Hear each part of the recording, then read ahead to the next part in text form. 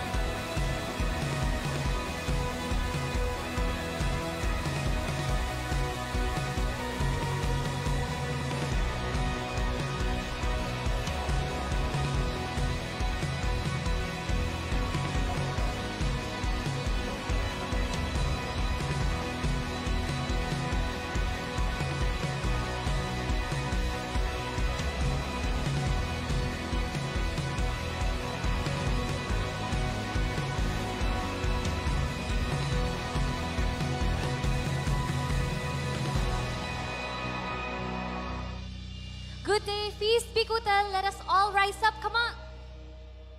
Come on, let us rise up. As it was said in the scriptures, worthy is the Lamb who was slain to receive power and wealth and wisdom and strength and honor and glory and praise. And today is a good day to bear good news because today we are going to worship a name that exceeds all power, that exceeds all evil, and that name is Jesus. So today, I invite you to lift your voices as we sing of God's power and glory. As we sing. Worthy is your name. Come, lift your voices.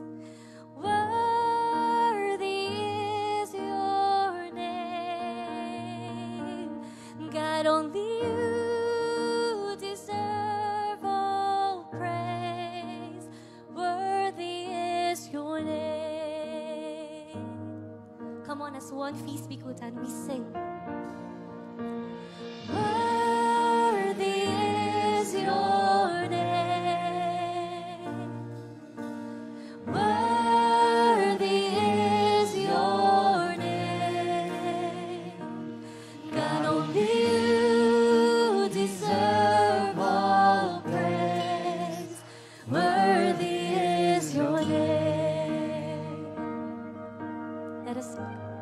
Jesus today.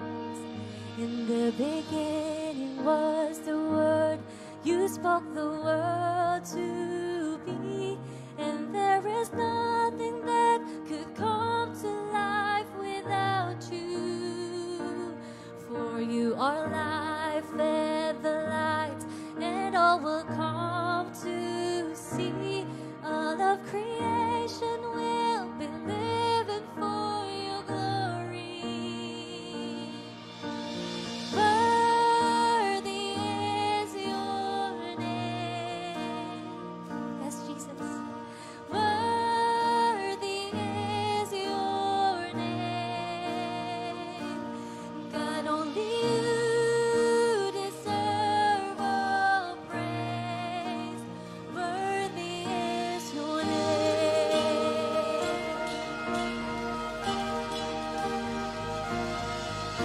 the glory of your throne, and chose to make a home here in the rest, so you could walk with the unworthy.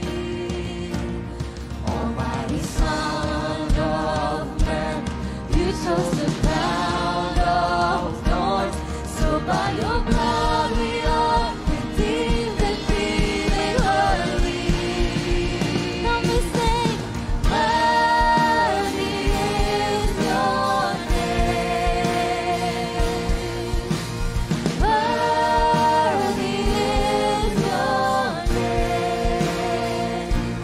Not only you deserve all praise. Worthy is your name. We're gonna sing this song with full confidence. Come on. For the first and last, the living one, sing holy. For the Lamb was slain, now on the throne, sing holy. For the one who was and is to come, sing holy. All glory and the power, we declare, honor and the praise belongs to you. We believe, for holy is your name. Holy is your name.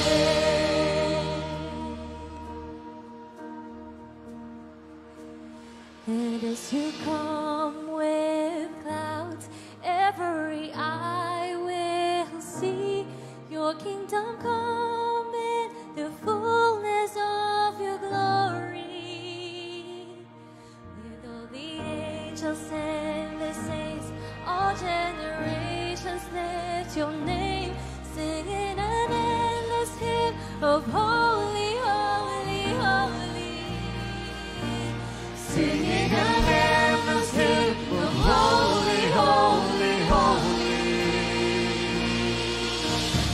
Holy is your name. Come on, lift it up.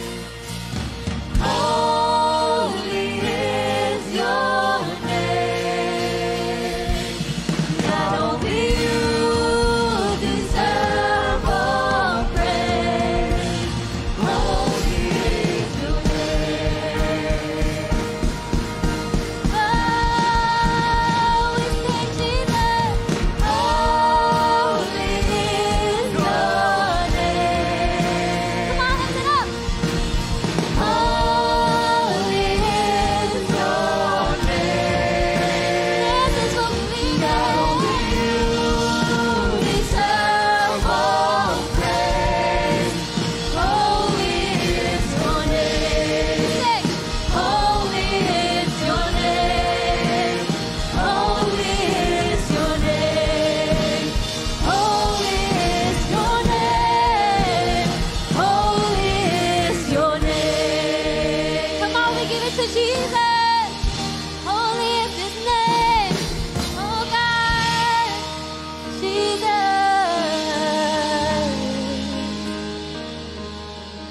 Truly, Jesus' name is the name that will reign forever and ever. Amen. And today, in these times, sometimes we easily get distracted by all the things that are happening. Despite Jesus being there, Jesus' presence is all around. Maybe sometimes you're here in Fisbikutan, but your minds are wandering around. And so today, Jesus has invited you here so that you can take time to reflect, to pause, and to feel His presence more. That in the midst of all distractions, in the midst of all your problems, whatever you are going through right now, you will remember that He is always ever present. Most especially if you can see Him in the cross, that He laid down His life for you, and that He's willing to do it over and over again. And so today we go back to the cross. We go back to a place full of mercy, full of love. A place where brokenness meets God's unending love. A place where new life begins. And a place where you are being healed and forgiven over and over. And so today I invite you to come to the Lord, to come to Jesus. Feel His presence. As we come today in the name of the Father, and the Son, and of the Holy Spirit. Amen. Jesus, we come to you today so that we can rekindle your passion, your commitment to us. At the cross, we bow down to ask for forgiveness, to confess our sins, to show our reverence to you, God. Help us to fix our eyes on you so that we can be more like you and so that we can love like you each and every day. This we pray in your mighty name. Amen. Come on, let us come into worship. Feel God's presence.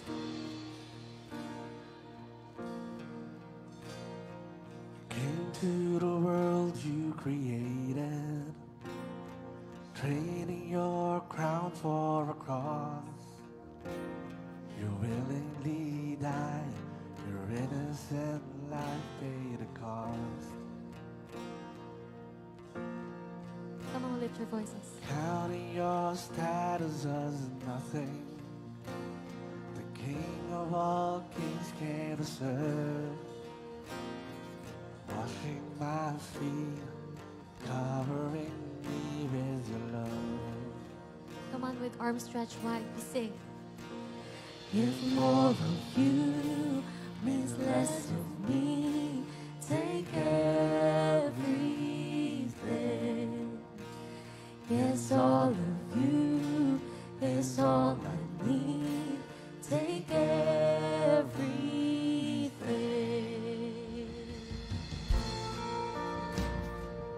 Feel His love more and more so that we can love like Him. You are my life and my treasure, the one that I can't live without.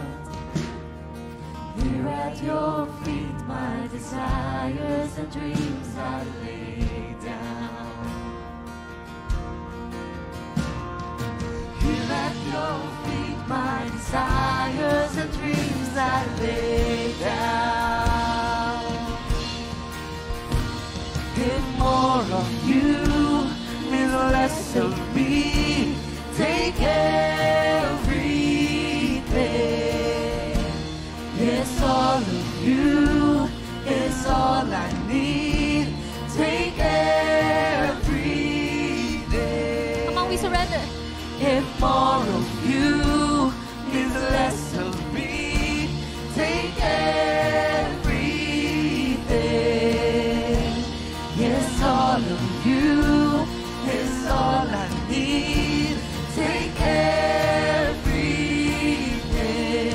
Oh Lord, change me like only you can. Here in my heart, in your hands, Father, I pray, make me more like Jesus. This world is dying to know who you are, showing us the way to your heart. So Father, I pray, make me more. Come on, with full confidence. We sing to Jesus. Oh Lord, change me like only you can. Here in my heart, in your hands. So Father, I pray, make me more like Jesus. This world is dying to know who you are. You show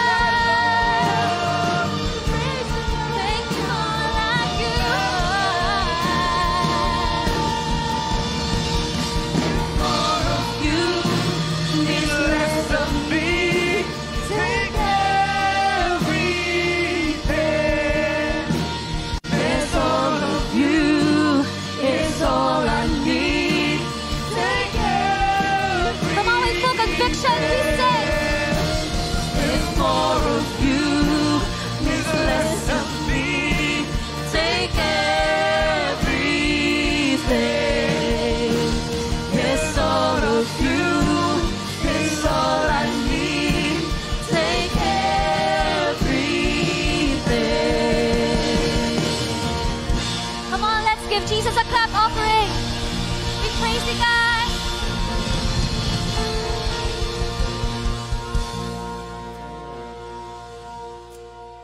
Tapikin mo nga, yakapin mo yung katabi mo, sabihin mo sa kanya, you look like Jesus.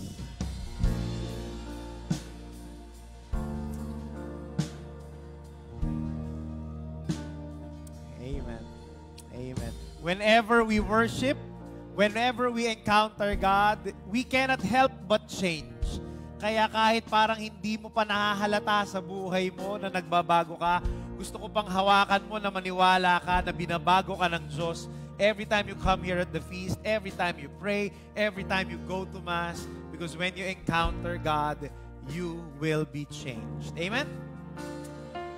Today, I pray that the Lord will change you. I pray that the Lord will change your heart and change your life for the better. And if you are ready to receive God's word today, let's pray our favorite prayer here at the feast. Together, let's make the sign of our faith. In the name of the Father, and of the Son, and of the Holy Spirit. Amen. Lift your hands and pray this with me all together. Today, I receive all of God's love for me. Today, I open myself to the unbounded, limitless, overflowing abundance of God's universe. Today, I open myself to God's blessings, healing, and miracles. Today, I open myself to God's word so that I become more like Jesus every day. Today, I proclaim that I am God's beloved, I am God's servant, I am God's powerful champion, and because I am blessed, I am blessing the world. In Jesus' name, amen. Let's honor God's word. Thy word is a lamp unto my feet and a light unto my path. Brothers and sisters, I welcome you to our brand new series entitled Messy Saints. Sabi nyo nga, Messy Saints. Tapos meron siyang subtitle, Love Thy Neighbor Even If They Drive You Nuts. Ayan, di ba? Sino sa inyo dito, nahihirapan kayo mahalin yung ibang tao na nasa paligid ninyo? Taas nga ang kamay. Minsan may nakakainisan kayo. Minsan, di ba, nakakairita yung mga nakakasama natin. Kahit minsan sa simbahan, kahit minsan dito sa feast, sa community, sa trabaho, sa opisina. At yan ang pag-uusapan natin ng buong series na ito. In fact, itong series na ito, we are going to go to a deep dive into the first letter of Paul to the Corinthians. So yun ang hihimayin natin, yung letter of St. Paul to the Corinthians. And talk 1 is entitled Resolving Conflicts. Ayan, taas ang kamay kung meron kayong nakaranas na kayo ng conflict sa buhay. Sige nga, may kasamang yuhu! Ayan, lahat naman tayo. Hanggat meron kang kasama, meron kang nakaka-relate na ibang tao, laging merong conflict, laging merong friction. Tama ba? Ayan. Pero bago tayo magpunta dyan sa main topic natin ngayong araw na ito, gusto ko sana bigyan kayo ng brief background on how we should read the first letter of Corinthians. Paano ba natin dapat babasahin yung first letter of Corinthians? Parang ganito. But let me ask you this question first. Sino sa inyo dito nakabasa na kayo ng sulat o kaya text message na hindi sa inyo? Be honest. Sige nga. Ayan, sige. Ang tawag dyan, textmoso. Textmosa. Pero minsan di ba nakabasa ka ng text na hindi para sa'yo, kaya sulat na hindi para sa'yo. Tapos yung nabasa mo, it made you feel kind of awkward kasi merong laman na private stuff na hindi naman mo dapat talaga malaman. Kung naranasan nyo yun, ay naku, ang hirap niyan. Imagine nyo, halimbawa, ito ang nabasa ninyong text sa katabi nyo sa jeep. Basahin natin, sabi dito, namatay daw boyfriend mo, oo, nasa punerarya, ngayon ang wake niya, condolence, thanks, ang hirap nga, but I need to accept na wala na siya. Pwede bang ako na lang pumalit sa kanya? Blush. Ewan ko lang kung papayag ang punerarya. Di diskarte pa, di ba? Pag nabasa mo yan, matatawa ka. Naalala ko tuloy isang storya, merong isang textmoso sa jeep. Lalaki ang textmoso, ha? So meron isang babae katabi niya, nag-chat. May ka-chat sa kanyang messenger. Tapos, habang binabasa niya, napag-alaman niya na yung babae, nahuli niya yung boyfriend na may ka-chat na iba. Pero, ang galing nung lalaki, mambola. So every time na merong sasabihin yung babae, yung lalaki, yung boyfriend niya, sasagot ng pabalik, bobolahin siya, tapos mabibilog yung ulo ng babae. So habang yung text mo, so binabasa niya, alam mo, hindi niya mapigilan, tuwing nambobola yung lalaki, yung text mo, so napapagano. Papaganon. Tuwing reply, tapos nakahalata na ngayon itong babae, nakatabi niya sa jeep, sabi niya, teka lang, parang binabasa niyo yung text ko Nagalit yung babae, sabi sa kanya, oh, bakit ka nakikibasa ng text ng may text? Sa'yo ba ito? Sabi ng lalaki, uy, hindi Anong proof mo? Tsaka ano naman pakialam ko kung nahuli mong ng babae yung boyfriend mo, no? Siya nga, walang pakialam sa'yo, ako pa kaya? Text moso. You see, reading 1 Corinthians feels like that. Bakit ko sinare yun? Kasi para ka nagbabasa ng chismis. Nagbabasa ka ng letter na hindi naman talaga para sa iyo. Because in Paul's letter to the Corinth church, he mentions dark secrets about them. And you need to understand anong kaibahan ng letters ni St. Paul dun sa mga books in the Bible, sa Old Testament, sa Gospels. Unlike the Gospels and the books of the Old Testaments, yung writings of St. Paul, especially 1 Corinthians, they are letters. Sabi nyo nga letters. Liham, sulat. Tapos itong sulat na ito, ipinadala ni St. Paul sa bunch of home churches. At sabi nyo nga home church. What is a home church? Pag naisip natin, yung people in Corinth, siguro isang simbahan yan. Siguro kasing laki ng feast, 300 na tao, tapos merong lights, tapos merong sound. Parang ganon. Yun ang naisip natin pag naalala natin yung church Pero hindi. Actually, nung unang panahon, churches are home churches. 10 people hanggang 30 people per home church. So itong Corinthians community na ito, they were around 150 to 200 people, composed of many home churches na merong tig sa 10 hanggang 30 na tao. Na-imagine nyo na? So ngayon, itong letter na ito para dun sa mga tao na yon. And take note, itong si St. Paul, kilala niya yung mga readers, yung magbabasa ng letter na yon. Bakit? Kasi si St. Paul ang nagtayo ng church na yon, at yung church na yon sa Corinth, he lived there for 18 long months. So, eto na. Since the letter is para sa mga close friends niya, kapag binasa mo yung letter to the Corinthians, marami doon mga detalye na mahirap intindihin. Tulad ng pangalan ng iba-ibang tao. Kasi iisipin mo, sino tong tao na to? Anong halaga niya? Pero kaya mahirap intindihin kasi nga it's very personal. Pero here's what happened. After Paul, nanirahan siya sa Corinth, di ba? After niya manirahan doon for 18 months, si Paul umalis na siya to preach to other cities, to other places. At ito ang problema. Nagkagulo yung church ng Corinth at sinulatan si St. Paul habang nandun siya sa Asia Minor, sa kabilang lugar. Tapos, itong first letter of Corinthians, ito yung reply ni St. Paul dun sa mga tao sa Corinthians. At anong sinulat ng mga tao? Kasi anong sinulat ng mga taga-Corinth kay St. Paul?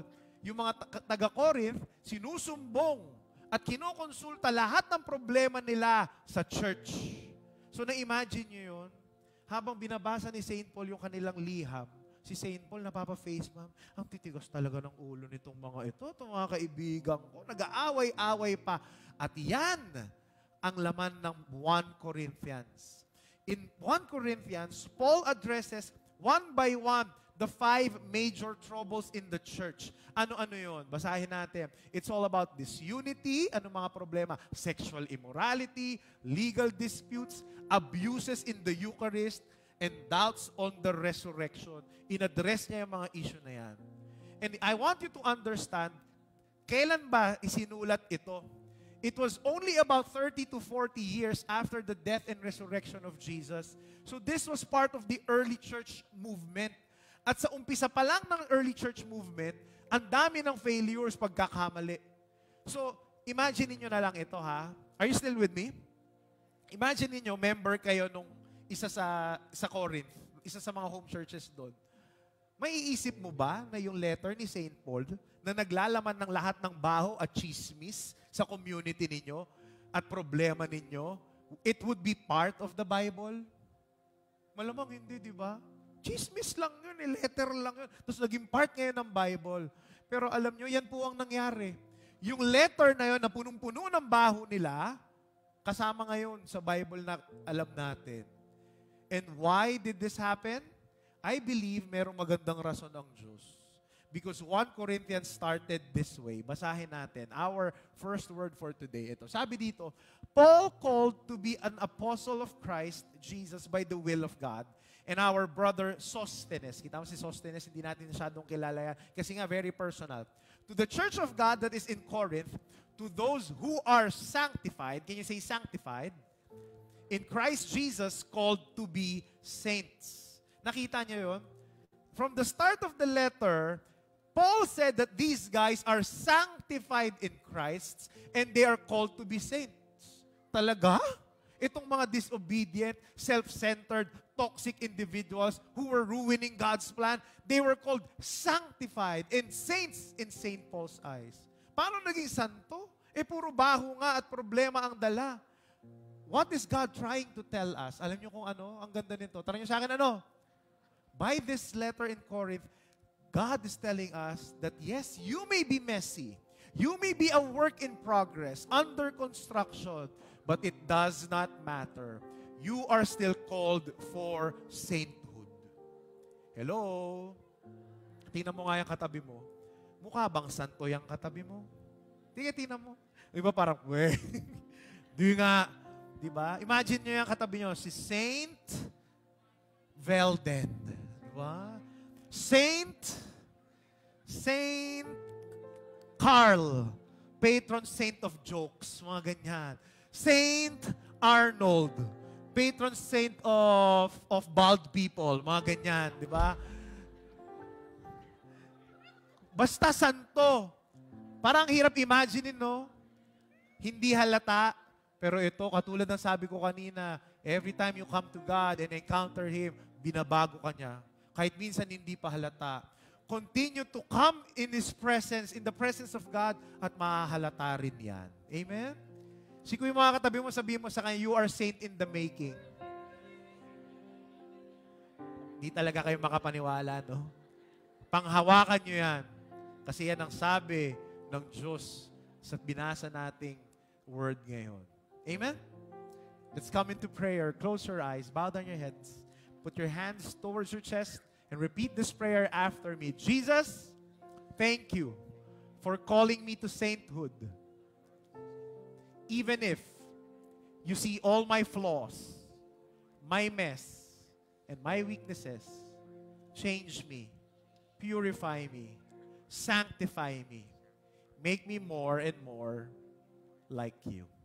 This I pray in your name. Amen.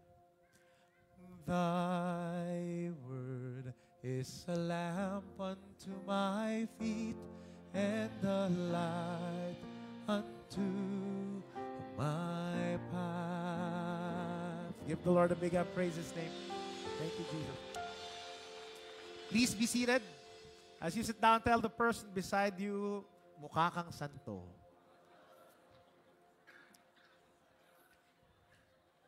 Pili ka na lang kung anong patron saint ka.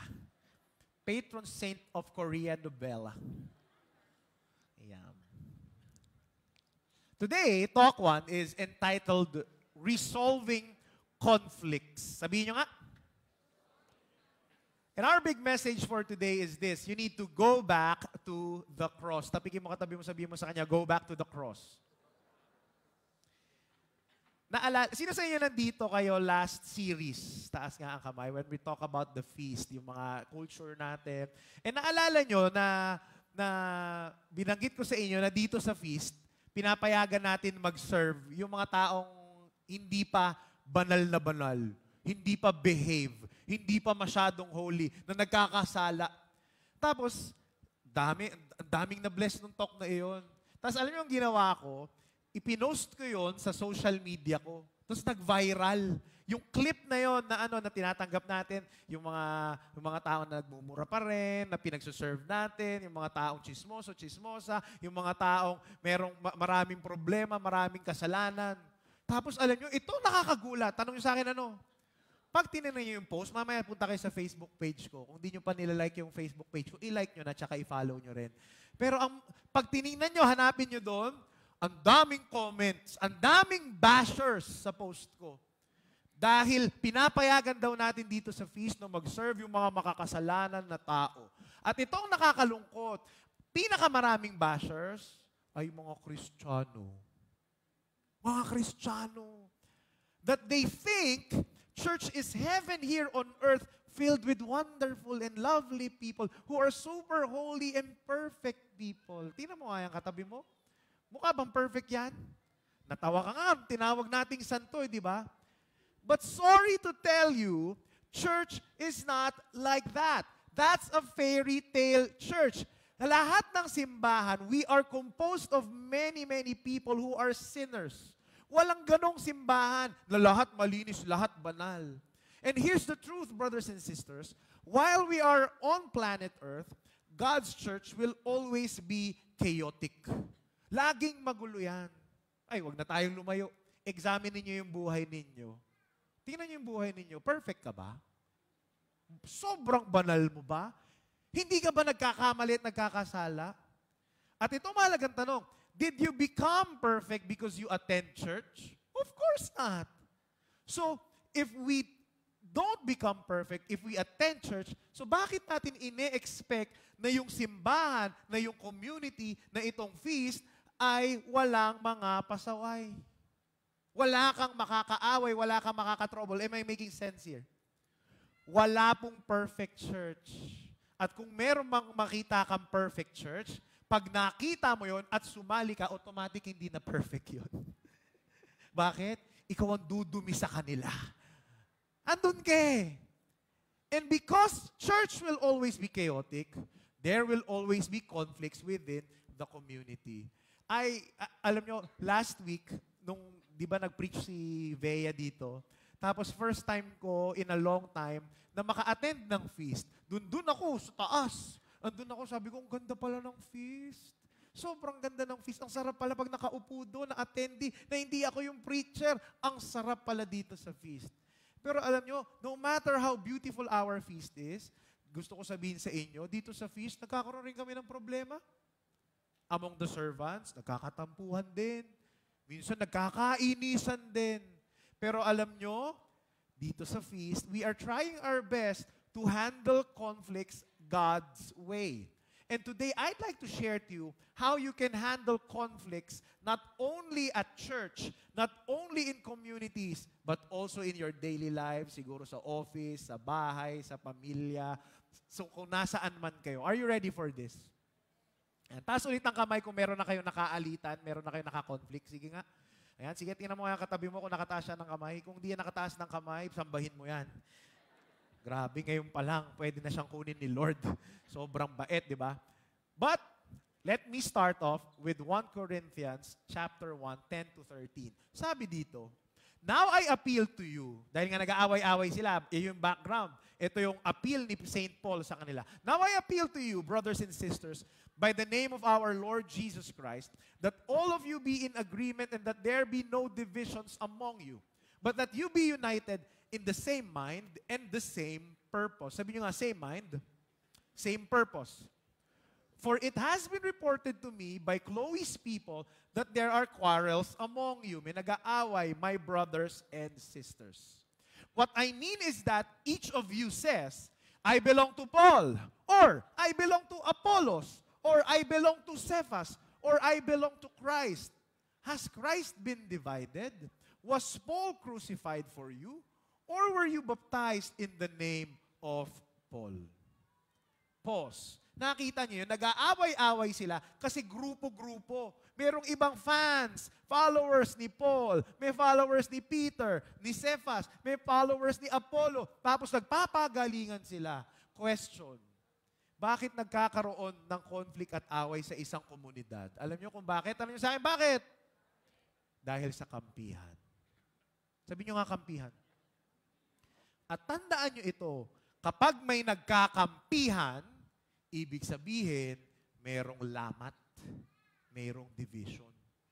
Doon sa binasa natin yung iba, followers ni Paul, followers ni Cephas, followers ni Apollo. But they are one church, one community. Huwag na tayo lumayo eh. Sa mga pamilya natin, lalo na sa mga malalaking pamilya, Maraming magkakapatid. Pansinin ninyo, pagka mga family reunion, nag-aaway-away. Bakit nag-aaway-away? Kasi si ganitong kapatid, kakampi yung ganitong kapatid. At yung kabila naman, magkakampi sila ng mga kapatid niya dun sa kabila. Pati yung mga anak-anak, pati yung mga apo-apo. Kaya pagdating ng family reunion, away. Nakakalungkot. Ang Pilipinas, alam nyo ba bakit it took one major reason why it took 333 years bago tayo lumaya sa mga Espanyol? Tanong nyo sa akin, bakit? Because as a nation, we are divided. Hindi tayo marunong magkaisa. And one factor is because, archipelago, hiwa-hiwalay. In fact na nga lang, punta ka sa ibang bansa, o kaya kahit sa office ninyo, kahit sa ang lugar, tingnan nyo, grupo-grupo. Kahit nasa ibang bansa ka, nakakalungkot, di ba? Parehong Filipino community, pero grupo-grupo. Bakit? May grupo ng mga Tagalog. Merong grupo ng mga Ilocano, Cebuano, Bisaya, Bicolano, Ilonggo. Kaya pagdating dito, marami sa inyo dito. Yung mga magulang ninyo, galing probinsya, pagdating dito, ang mga kapitbahay ninyo, hindi nyo kaparehas ng dialect. Di ba? Tapos, sinistereotype ninyo. Yung mga kapitbahay, ayan si Mang talaga, kuripot yan, Ilocano kasi. Diba? Ayan, mga Ilonggo kong kapitbahay, ayan, puro yabang talaga yung mga yan. Merong stereotype. Bakit? Kampi-kampi, merong faction, merong grupo. Pero tandaan nyo ito, pag merong grupo-grupo, merong division. Sa mga may asawa dito, taas ang kamay. Sino may asawa? Ha? Madalas ba kayo mag-away mag-asawa? Taas ang kamay kung nag-aaway kayo mag-asawa? Kung hindi, masasabi ko lang, sana all. Diba? Isa sa mga pinakamadalas pag-awayan ng mag-asawa, ito hindi ko maintindihan talaga, bakit ganun ang Diyos? Laging nagiging mag-asawa yung isang taong sobrang aga at yung isang taong sobrang late. Tama ba? At madalas mag-awayan, maliit na away ito, pero madalas pinag-aawayan ng mag-asawa kung sino ang dahilan ng pagka-late. Tama ba? Kami po ng misis ko, madalas po naming pag-awayan yan. Every single day, 5 times a week, Monday to Friday, kami po ay nag-gym mag-asawa. 8 o'clock kami dapat nasa gym, tapos dapat aalis kami ng mga 7:30 at the most. Pero maraming beses na nalilate kami. Pero ito ang napapansin namin. Kapag mag-isa lang ako, hindi ako nalilate. So merong one time, nung mag-isa ako, meron siyang makeup gig, hindi siya makakapag-workout. Ako, ang aga ko, dun sa gym. Sabi ko sa kanya, kita mo na? Kapag mag-isa lang ako, ang aga ko sa gym. Pero ito naman, one time, ako naman ang hindi pwede, meron akong talk, corporate talk sa labas, so siya lang mag-gym. Alam mo, sabi niya sa akin, kita mo na, ikaw talaga ang late. Kasi nung ako lang mag-isa, maaga ako sa gym. So nagtatalo kami. Sino ang dahilan ng pagka-late? Siya o ako? So ito na. At alam to ng lahat ng mga mag-asawa, ha? Minsan kahit ikaw na yung unang nagbihes, ikaw pa rin ang pwedeng maukusahan ng mag-late. Depende kung sino ang unang nakapagsapatos. Tama ba? Ay nako, meron isang time, tapos na ako magbihis. Sapatos na lang, nandun ako sa sofa. So, dahil hinihintay ko siya, nagsiselfone ako. Maya-maya, dahil nagsiselfone ako, nagbabrowse-browse ako sa social media, nagulat ako, nakasapatos na. Andun na sa pinto, sabi niya, bihis na ako, ikaw na lang hinihintay ko. Puro ka cellphone dyan eh. So, parang, wow, kanina pa ako dito eh. Diba? So, alam niyo, anong ginawa ko? Inis na inis ako. Kinabukasan, inagahan ko talaga. Tapos, anong ginawa ko? Inis na inis ako kasi hinintay ko talaga siya. Dahil tapos siya yung nauna magsapatos. So, ngayon, ayokong malate. Anong ginawa ko? Inunahan ko siya. Pagkatapos ko, nagbihis ako, sumakay ako sa kotse, tapos doon ako nag-cellphone. Sabi ko, kita mo na ikaw ang late. Pero alam nyo, here's what I've realized. Tanong niya sa akin, ano? It's a stupid fight. Stupid fight. Sorry for the word, but it's really stupid. Bakit ba kami nag-aaway at nagsisisihan? Pareho lang naman ang gusto namin. Ano ba gusto namin? Makarating sa gym ng maaga, hindi malate. And why do we have many conflicts in life? Kaya tayo nag-aaway kasi nakalimutan mong magkakampi kayong mag-asawa. And here's what I'd like to tell you, brothers and sisters. You need to understand that the enemy is the problem, not your spouse. Kung katabi mo yung asawa mo, hawakan mo yung kamay, sabihin mo sa kanya, magkakampi tayo ha. Sige, go, go, go. Magkakampi tayo ha. Amen? You see, it's the same thing with churches, with communities. When God followers are fighting each other in church, it's because we forget that our brothers is our brother, not our enemy. Alam, wag na tayo lumayo. Si Lord, si Jesus, tinatag niya ang simbahan natin. Isa lang talaga yan originally. Pero today, there are 45,000 denominations and non-denominational churches according to a world studies in global Christianity. Pero alam nyo, tingnan ninyo, sa mga religious posts, sino-sino ang nag-aaway sa social media? Kristiyano laban sa kapwa Kristiyano.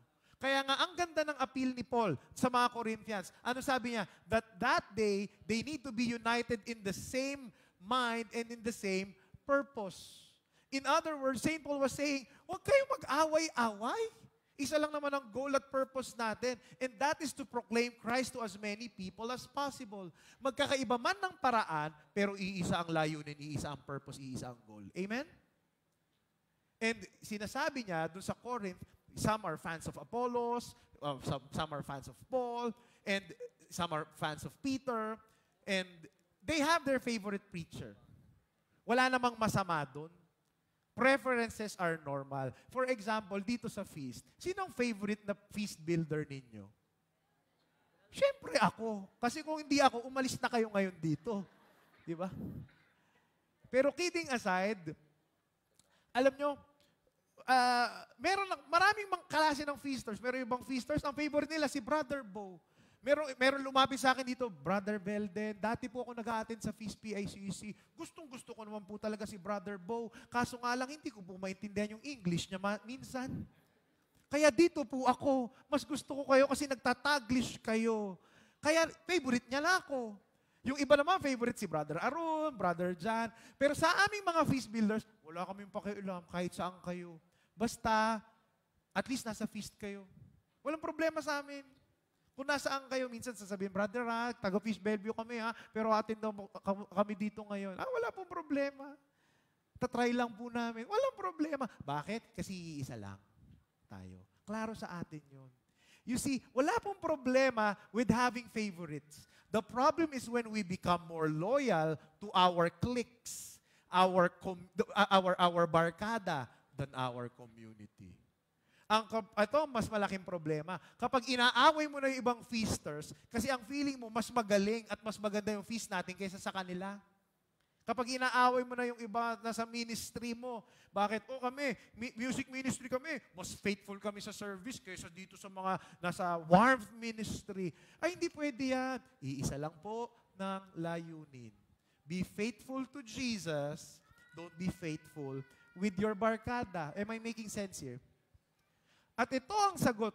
What is St. Paul's advice to the conflicts in Corinth? Alam niyo kung ano? You will be surprised. Kasi pwedeng sabihin ni St. Paul na guys, pwede ba magkasundo na lang kayo? O kaya seek for unity. O kaya, ba't di kayo mag-usap-usap? Enter into dialogue. Listen to each other. Instead, what did St. Paul say? He went straight to the core of the issue. Ano yung pinakamalaking problema? Sabi niya, eto. In 1 Corinthians 1:17 to 18, sabi dito, For Christ did not send me to baptize, but to proclaim the gospel, and not with eloquent wisdom, so that the cross of Christ might not be emptied of its power. For the message about the cross is foolishness to those who are perishing, but to us who are being saved, it is the power of God. Nakita niyo yun? Binalik ni St. Paul sa cross ni Jesus. What was St. Paul saying? Sinasabi ni St. Paul, huwag na kayo magtalo-talo, sino mas magaling sa amin? Magkakaiba naman kami ng role. Yung iba sa amin, taga-baptize. Ako, taga-preach. Pero kahit na tinawag ako ni Jesus na mag-preach, hindi ko nga kinukonsider yung sarili ko na eloquent. Hindi ko kinukonsider yung sarili ko na magaling. Bakit? Anong sabi ni St. Paul? Because the power is not in me. The power is not in us. The power is in the cross of Christ. Kaya anong message niya? When you are handling conflict, go back to the cross. Sabihin nyo nga, go back to the cross. And many times, whenever we have unresolved conflicts in church, it's because we have forgotten the cross. Dalawang bagay ang nakakalimutan natin tungkol sa krus. Number one, we have forgotten the love Jesus gave to us on the cross. Ayan. Bakit hindi naaayos po ang mga conflicts? Alam niyo kung bakit? Kasi madalas nagpapagalingan. Nagpapataasan ng ihi. Feeling nung isa mas magaling siya kaysa dun sa isa. Ito ang problema. Kapag feeling magaling ka na, nakakalimutan mo na rin yung sinfulness mo. Nakakalimutan natin na in our sinfulness, una tayong minahal ng Diyos. Nakakalimutan mo na that in your unworthiness and foolishness, we are called by God. And in our nothingness, we are being used for His greater glory. Kaya wala kang maipagyayabang. Bakit? Kaya ka lang magaling. Kasi una kang minahal at pinatawad ng Diyos. Kailangan mong alalahanin yun. Pag tinira mo yung krus, maalala mo, ay, oo nga, makasalanan ako. Ay, hindi ako deserving. Kaya lang ko nagagawa yung ginagawa ko kasi mahal ako ni Lord. Am I making sense here? Yeah. Let's continue. Sabi ni St. Paul, for it is written, I will destroy the wisdom of the wise, and the discernment of the discerning I will thwart. Where is the one who is wise? Where is the scribe? Where is the debater of this age? Has not God made foolish the wisdom of the world? Let's continue. For since, in the wisdom of God, the world did not know God through wisdom, God decided, through the foolishness of our proclamation, to save those who believe. Bakit binitawan ni St. Paul itong mga salita na ito? You need to understand na nung unang panahon, nung panahon na yon ni St. Paul, maraming mga Greek na kung saan siya nagpipreach, they were living in a society where wisdom was worshipped. And wise people are little gods. Para sa kanila, they need to follow a certain wise man. Para sila Aristotle, sila Epicurean. Yan. Lalapit sila doon, tapos they will get all the wisdom. Kasi para sa kanila, isang karangalan at isang sign na ikaw ay umaangat sa buhay kapag matalino ka. And for them, they need to know stuff na hindi alam ng ibang tao. So they are prideful of their wisdom. Pero anong sinasabi ni St. Paul about this esteemed wisdom? St. Paul says na lahat ng karunungan na meron kayo, all your wisdom, is actually foolishness compared to the cross of Jesus. Sabi dito, for Jews demand signs and Greeks desire wisdom, but we proclaim Christ crucified, a stumbling block to Jews and foolishness to Gentiles. But to those who are the called, both Jews and Greeks, Christ, the power of God, and the wisdom of God. Anong sinasabi ni St. Paul dito? Lahat ng wisdom na alam ninyo, walang kwenta yan pagka kinumpara mo sa krus. Kasi po, yung krus, for Jews and Greeks, it's a stumbling block. Nabanggit niya yun. Sabi niyo nga, stumbling block. Kasi pag tinignan mo yung cross, it does not make sense. Any wise man, any logical man will not say that the cross is a symbol of victory. Because for Jews and Gentiles, the cross is a symbol of defeat. Bakit? Sino lang ba ang napapako sa krus? Ang napapako po sa krus, yung mga taong kriminal. At karumal-dumal na krimen ang pinapako sa krus. So for the Jews and Gentiles, the cross is a symbol of defeat.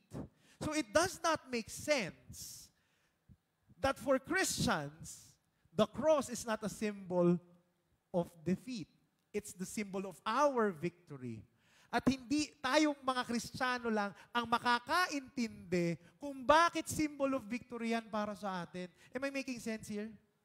So it's wise for us to believe, kaya ano sinasabi ni St. Paul? Bumalik ka sa krus because that's real wisdom. Di ba? Ang tanong kasi natin nung mga Hudyo at mga Gentiles, paano ka mananalo kung ikaw ay nagpatalo? It doesn't make sense. And why is it wise to go back to the cross? Because mapapatanong ka, why would someone so good like Jesus die for a sinner like me? It does not make sense. But for us Christians, it really does make sense. That's why kapag meron tayong mga alitan, when we have lingering divisions, usually it's because we believe we are right and the other person is wrong. Pero at the foot of the cross, all arguments and all allegiances, lahat ng kampihan, they melt away. Bakit? Kasi pag pumunta ka sa krus, meron kang kaaway, meron kang nakakaalitan, ano nare-realize mo pag nasa harap ka ng krus? We realize na si Lord lang ang tunay na magaling. Bakit ba tayo nag-aaway? Kasi feeling natin, ang galing ko kasi, ikaw hindi ka magaling. Yung isa naman, kaya siya nakikipag-away sa'yo kasi ang feeling niya magaling siya, ikaw ang hindi magaling. Pero pag pumunta ka sa krus, ano nare-realize natin? Ito ang taong tunay na magaling. Si Lord. Siya yung pinakamagaling. Kaya ang tanong ito, kung si Lord naman pala ang pinakamagaling, bakit tayo nagmamagaling? Do you get what I'm saying? Tapikin mo ang katabi, sabihin mo sa kanya, huwag kang mamaru. Huwag kang nagmamagaling. Huwag kang nagmamarunong. Kasi si Lord lang ang marunong. Amen? Second thing that we forget about the cross is this. We have forgotten, ito ang pinakamahalaga, the call to die on that cross. Not only we are loved, even though we are unworthy, even though we are unwise and foolish, we are called to die on the cross. Because the goal of Christianity is to die on the cross for community. Not for oneself, but for other people. And Paul calls the Christian community he calls them out for their proud attitude and their culture of thinking that their group is better than the other. Again, nagpapagalingan. And how did St. Paul call them out? Alam niyo kung paano? He reminded the people in Corinth that the cross is not about being the best. The cross is about being last. The cross is about sacrifice. Ano yung sinabi ni St. Paul dito? Basahin natin. Sabi niya, "For I think that God has exhibited us apostles as last of all." Sila daw. Sino yung apostles? Si Peter, si Apollos, si Cephas, tsaka siya. Actually, si Cephas pala ay si Peter. As those sentenced to death. Because we have become a spectacle to the world, to angels, and to mortals. We are fools. Sabi niyo nga, fool. For the sake of Christ, but you are wise in Christ. Yung sinasabi nila na we, dito ni St. Paul, sila yon, si Paul, si Apollo, si Peter, and the other preachers and apostles that those people in Corinth follow. Sabi niya dito, we are weak, but you are strong. You are held in honor, but we in disrepute. To the present hour, we are hungry and thirsty. We are poorly clothed and beaten and homeless, and we grow weary from the work of our own hands. When reviled, we bless. When persecuted, we endure. When slandered, we speak kindly. We have become like the rubbish. Sabi niyo nga rubbish. Basura of the world. The dregs of all things to this very day. I appeal to you then. Be imitators of me. Anong sinasabi ni St. Paul dito? Paraphrase ko na lang loosely kung ano yung sinasabi ni St. Paul. Ang sinasabi lang ni St. Paul dito, that the very leaders you are fighting over, me and Peter and Apollos, we're now in last. We are at the rubbish heap with our Master Jesus. So come, follow us in the rubbish. Anong sinasabi ni St. Paul? Nagpapagalingan kayo. Pero kaming mga pinag-aaway-away ninyo, kami ang buhay namin hindi maganda. Punong-puno ng suffering, punong-puno ng sakripisyo. Nasa rubbish kami, nasa basura kami. Because the cross tells us, if you want to be great, it's always a call for sacrifice. A call to serve. A call to be humble. And Christian life is not about competing, but sacrificing for one another. Tingnan mo kaya ang katabi mo. Willing ka bang mag-sacrifice para sa taong yan? Sino dito may kapatid? Taas ang kamay. Diba? Diba? Kapatid mo, itong weird sa mga magkakapatid eh. Sobrang mahal mo yung kapatid mo, makikipaglaban ka para sa kanya. Mang-aaway ka pagka may umaway sa kapatid mo. Tama o tama? Tama o tama? Sino sa inyo ipaglalaban niyo yung kapatid ninyo? Yan. Diba? Makikipagpatayan kayo para sa kapatid ninyo. Pero itong pinaka-weird. Kapag hatian ng pagkain, bakit ang damot mo sa kapatid mo? Paghira mo ng damit, ayaw mo ipahiram sa kapatid mo. Magka-size naman kayo ng brief. Ay, hindi pala dapat pinapahiram yun. Am I making sense here? Kung kapatid mo, dapat willing ka mag-sacrifice. Di ba? Because for St. Paul, he's telling us unity in the life of the community in the church, it's not an option. Unity is our mission. Amen? And how can you die on the cross? Jesus tells us in Matthew, for those who exalt themselves will be humbled, and those who humble themselves will be exalted. It's all about humility. Gusto ninyo matapos ang away ninyo?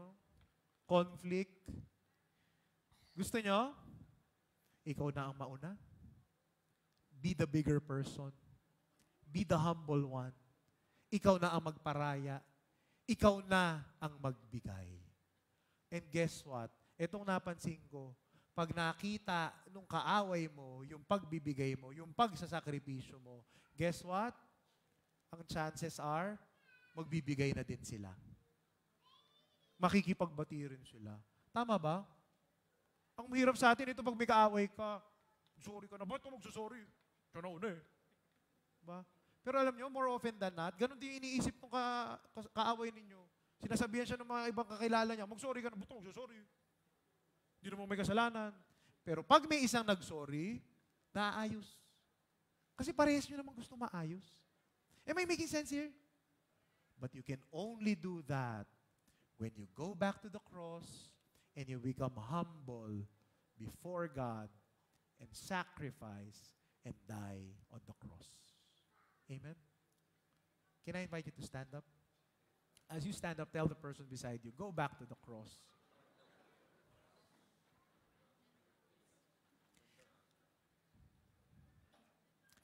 Meron akong isang paboritong kwento na kinukwento. One day, merong yung body parts ng katawan nag-aaway-away. Alam niyo po ang kagandahan ng body parts ng katawan? Pag inisip niyo mabuti, yung katawan po natin, lahat ng parte ng katawan natin, merong purpose. Tama ba? Lahat as in. Yung kilay mo, hindi lang yan pang aesthetic. Di ba? Ginagawa pang bushy. Yung kilay mo. Yung falsies mo, meron, yung eyelashes mo, meron yung purpose. Anong purpose niyan? Para kapag pinawisan ka, hindi ka mahihilam. Lahat yan. Ito, alam niyo kung ano to? Alam niyo ano tawag dito? Ito, yun nandito. Ang tawag dyan, ito itong nasa, ito. Ang tawag dyan, ano. Sabi niyo nga ano. Alam niyo ibig sabihin ng ano? Agusan ng uhog. Yung po ang papel niyan sa buhay natin. Yung pusod, yung iba sinasabi, pusod, walang kwenta. Ha, yun ang akala nyo. May silbi po ang pusod. Para saan ang pusod? Pag nanonood ka ng Netflix, bumili ka ng French fries, dyan mo ilalagay yung ketchup. O kaya yung asin. Yan. May purpose ang lahat. So lahat ng parts ng katawan natin, baboy, no? Di ba? Siguro kung meron kayo natutunan ngayong araw na to, yun ang pinakamaalala ninyo. Di ba?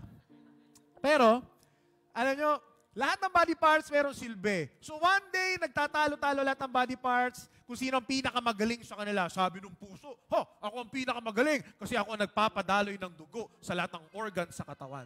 Nag-object naman yung utak. Sabi nung utak, hindi ako ang pinakamagaling dito kasi ako ang deciding body ng katawan. Ako nagbibigay ng command sa lahat ng parte ng katawan. Sabi naman ng bibig, ang yayabang nitong dalawang to, wala kayo kung wala ako. Kasi kung hindi ako kumain, walang magbibigay ng nutrisyon sa lahat ng body parts sa katawan. So, for so many days, nag-aaway-away yung body parts, talagang bangayan sila, pagalingan, pataasan ng ihi. Pero merong isang body part, para siya si Mark Villar, tahimik lang. Tahimik lang. Alam nyo kung sino yun? Tanong siya, sino? Yung butas ng puwet. Nakaganyan lang siya. Wala nga kayo dyan. 1 day, 2 days, 3 days. Alam nyo yan. Pag walang lumalabas dyan, pasama ng pasama ang pakiramdam ninyo. After 1 week, unti-unti nang nalalason yung body parts. At lahat sila, bakit ba tayo nalalason? Anong nangyayari sa atin? Tapos na-notice nila, yung puwet, tahimik lang. Nakasara lang. Sabi nung lahat ng body parts, oo na, suko na kami, oo, puwet. Magaling ka rin.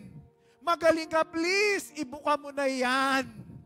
At binuka ng puwet ng kanyang sarili. At lahat sila ay naginhawahan. Bakit ko sa inyo sinishare ito? Tingnan mo nga yung katabi mo. Mukhang...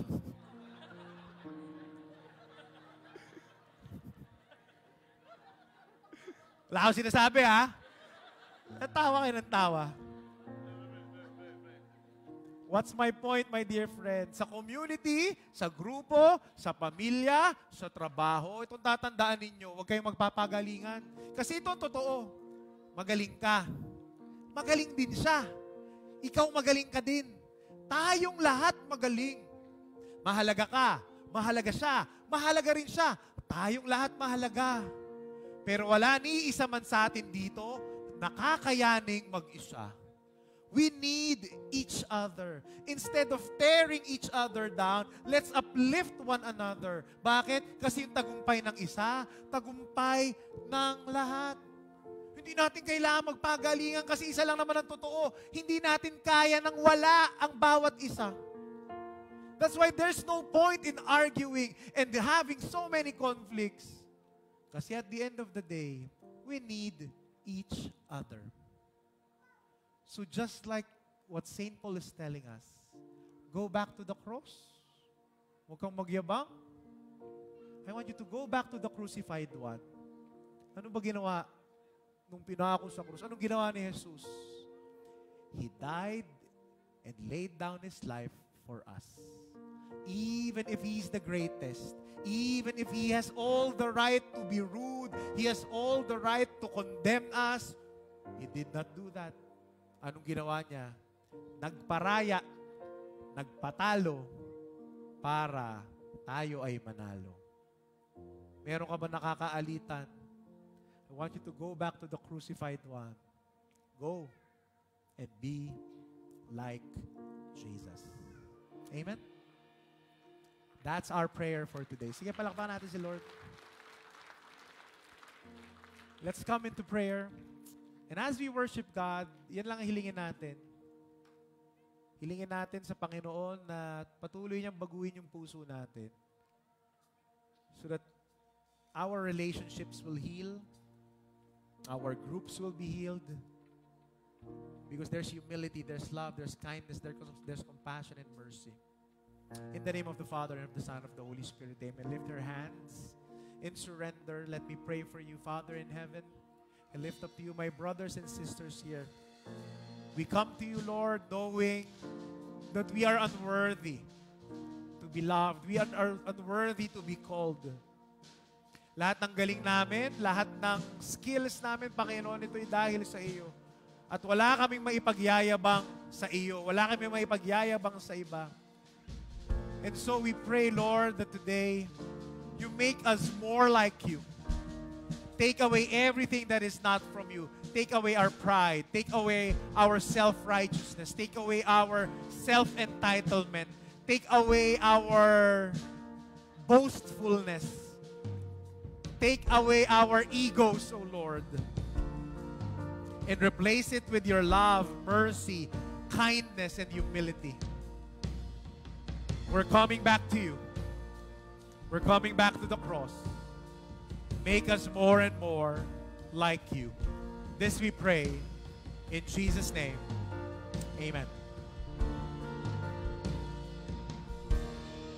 With our hearts, we come to the Lord.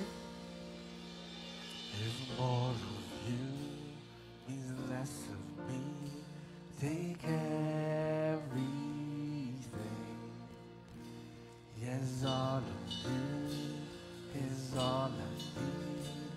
Take everything. I'll lift our voices. If more of you means less of me,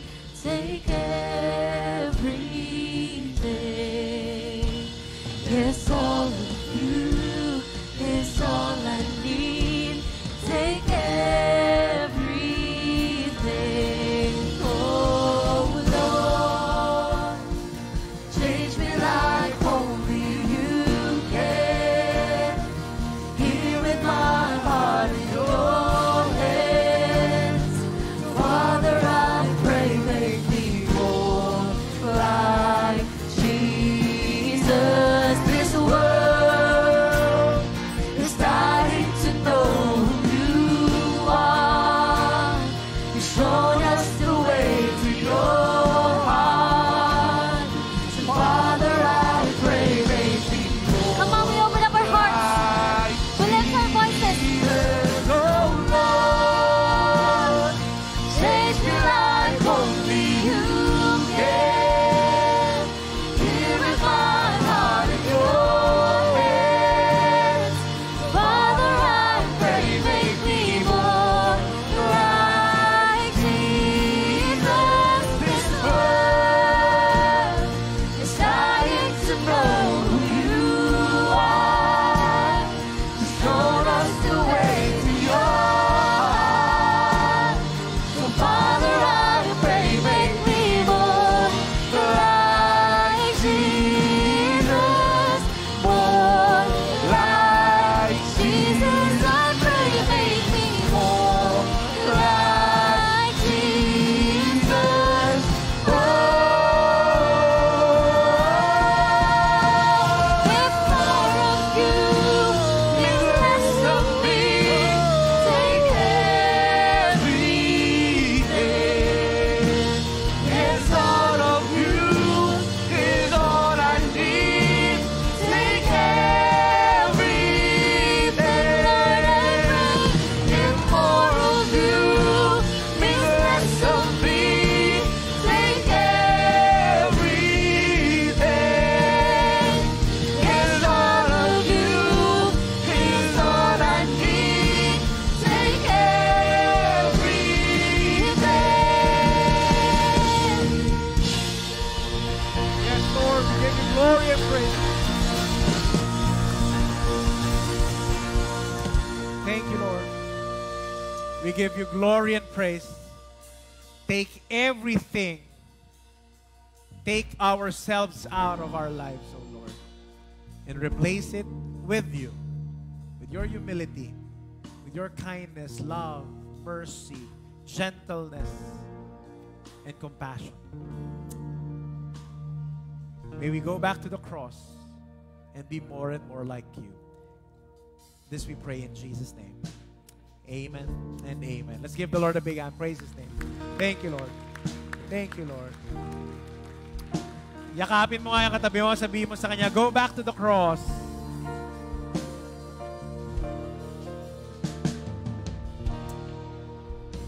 So mamaya, pagka nagkakaalitan na kayong mag-asawa o kaya sa bahay, sabihin mo lang sa kanya, go back to the cross.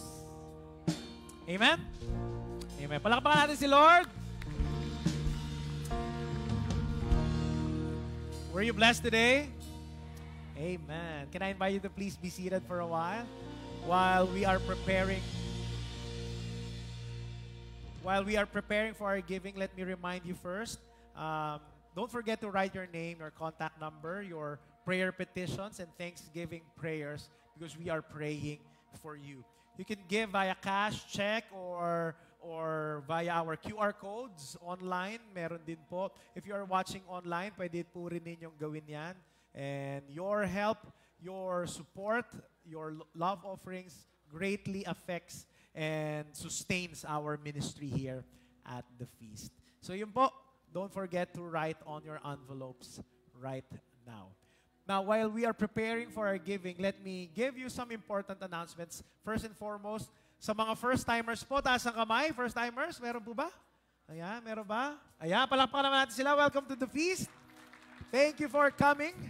We have a welcome gift for you. We would like to welcome you formally as well. After the final song, please go over to the side, dito po sa may karatula ng first-time attendees, and we would like to welcome you personally here at the feast.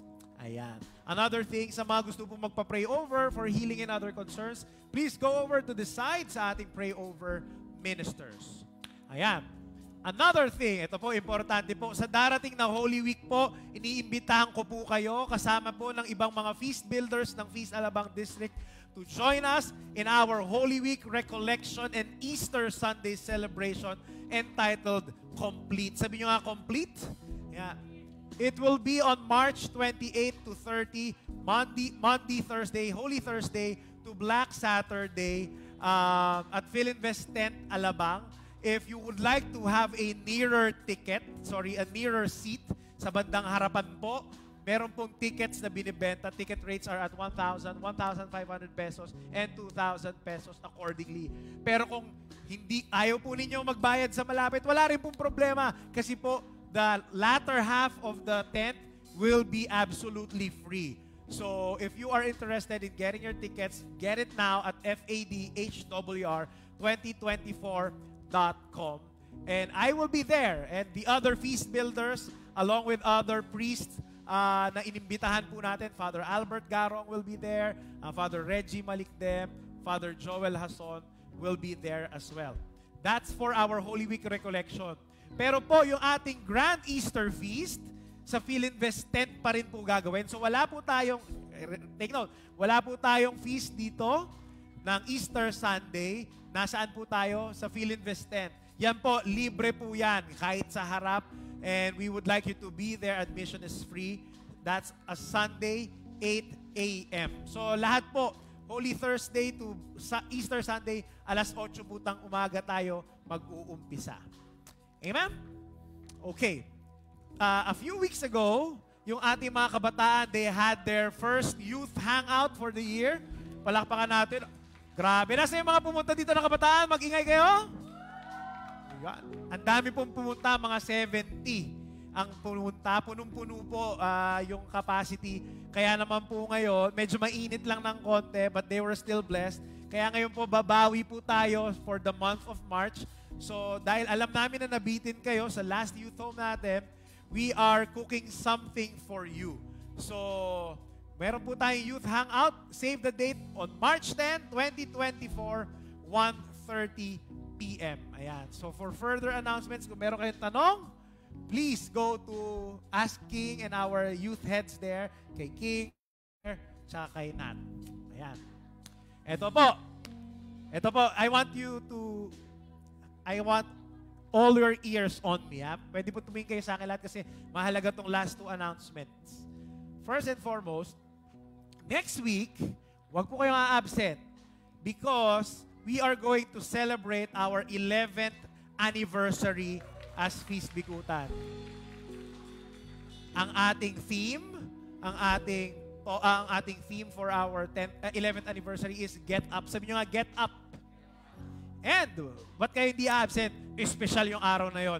I invited a priest friend of mine, kaklasiko sa theology, si Father Albert Garong. So, he will be here with us. He will give a talk with us. At hindi lang yon. Meron po tayong ilang mga pare na i-station po during the feast. Kung gusto po ninyo magkumpisal, you can do so during the feast and after the feast. Amen?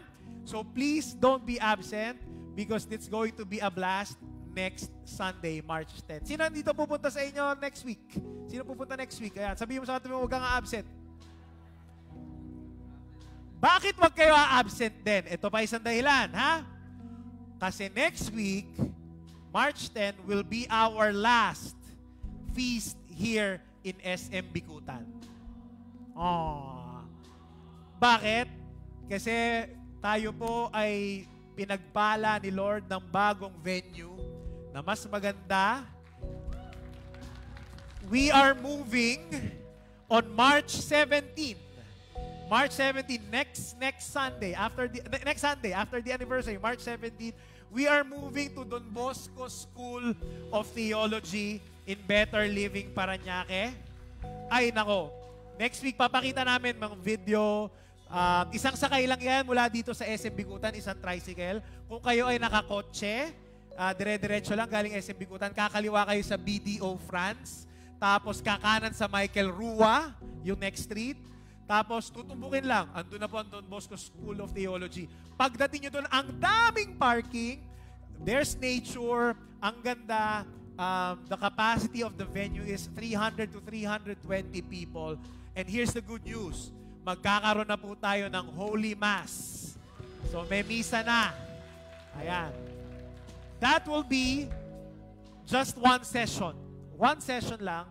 9 a.m. ang misa to be followed by our feast proper after the Mass. Alright? Are you excited? Sino sa inyo sasama sa Don Bosco School of Theology? Lilipat. Praise be to God! Palakpakan natin ang bawat isa. Palakpakan natin si Lord. Woo! Thank you. Ngayon, pag hindi pa rin tayo kasya sa isang session, tsaka tayo mag-iisip ng dalawang session. But, we surrender that to the Lord. Bahala na si Lord kung anong gagawin sa atin. Pero kayo, I want you to be there next Sunday and next Sunday. Amen? Can I invite you to stand up? A lot of good things are happening in our lives. Tapihin mo katabi mo, sabihin mo sa kanya, better things are coming. Ako, excited na ako. Alam niyo, pagdating ko dun sa Don Bosco, parang feeling ko, ang lapit-lapit ko kay Lord. Promise, it's a sanctuary. Sobrang ganda ng lugar. And you will really be blessed. Ang presko. And we have a lot of surprises for you. Pero as a community, we go there. Amen? Let's offer our gifts to the Lord. Lift your offerings up. Let me pray for our giving. Father in heaven, we praise and we thank you for blessing us this past week. Ito, Panginoon, nagsasakripisyo po kami ng bahagya dahil ibinabalik po namin yung biyaya na ipinagkaloob mo sa amin. May this gift, may this offering bless not just us, not just the feast, but the many people who are going to come here to us, needing your love and your mercy and your forgiveness. Naway makilala nila kayo ng lubusan dahil sa aming tulong, dahil sa aming contribution every Sunday. And we pray, Lord, in your generosity and faithfulness, you are going to bring this back to us 100-fold. That's what we claim. In Jesus' name, amen. Come, brothers and sisters, with joy, give to God. I'll see you next Sunday. Before we go to the comfort of our homes, let us always remember